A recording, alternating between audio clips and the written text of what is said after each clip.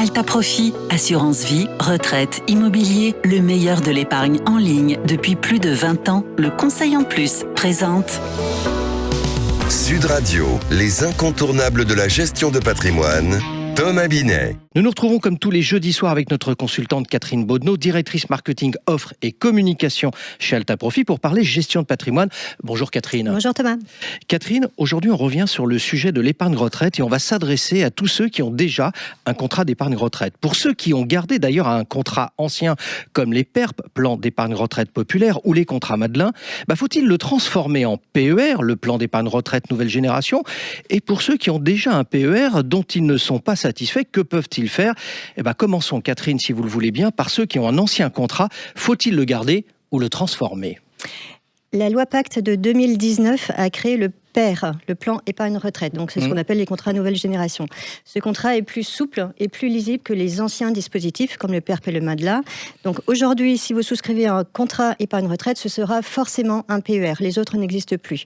Mais effectivement, beaucoup de Français ont encore les anciens contrats et donc la question est légitime de se poser la question, est-ce qu'il faut le transformer ou pas? Alors justement, qu'est-ce qui va différencier un PER de ces anciens produits?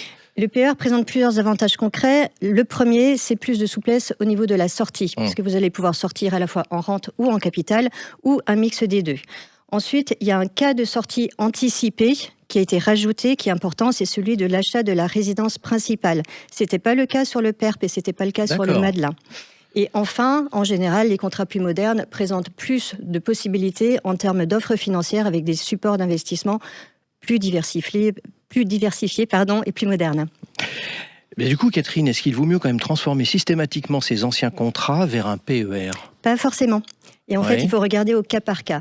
Par exemple, si vous avez un PERP ou un Madelin qui présente un excellent taux de rente garanti, et évidemment, si vous êtes intéressé par une sortie en rente, ça peut être pertinent de le garder. En revanche, dans la plupart des cas, il va falloir comparer l'offre financière et les frais, et ça peut être une belle opportunité que de transformer son contrat.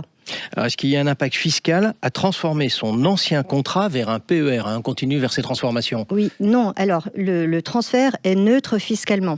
Donc, tant que vous faites un transfert d'un ancien contrat vers un plus récent, que vous ne récupérez pas les sommes au passage, vous ne serez pas fiscalisé ni sur les plus-values. Et si vous avez bénéficié d'un avantage fiscal au moment des versements, il n'est pas impacté non plus. De même que pour les versements futurs, vous aurez toujours le choix de prendre la déduction des sommes versées au moment où vous allez les verser.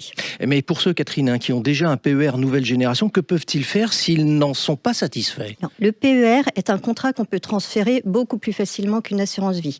Donc, vous pouvez changer de contrat, vous pouvez changer d'assureur, vous pouvez changer d'intermédiaire, tout ça sans impact fiscal. Alors vous venez de parler de transfert, justement, comment ça se passe un transfert? C'est relativement simple. Il suffit de contacter votre assureur, votre gestionnaire actuel ou le nouveau gestionnaire vers qui vous voulez aller. Vous signez une demande de transfert. En général, il y a un délai de 2 à 3 mois. Ça va prendre 2 à 3 mois pour effectuer le transfert.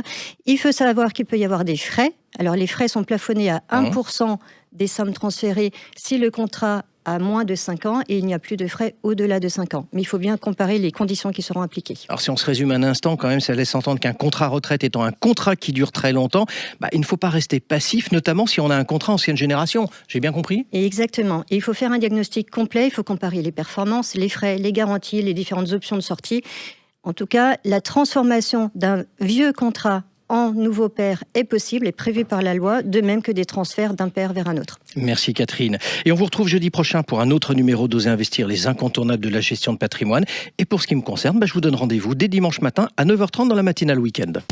Sud Radio, les incontournables de la gestion de patrimoine, Thomas Binet. avec Alta Profit, assurance vie, retraite, immobilier, le meilleur de l'épargne en ligne depuis plus de 20 ans. Le Conseil en Plus.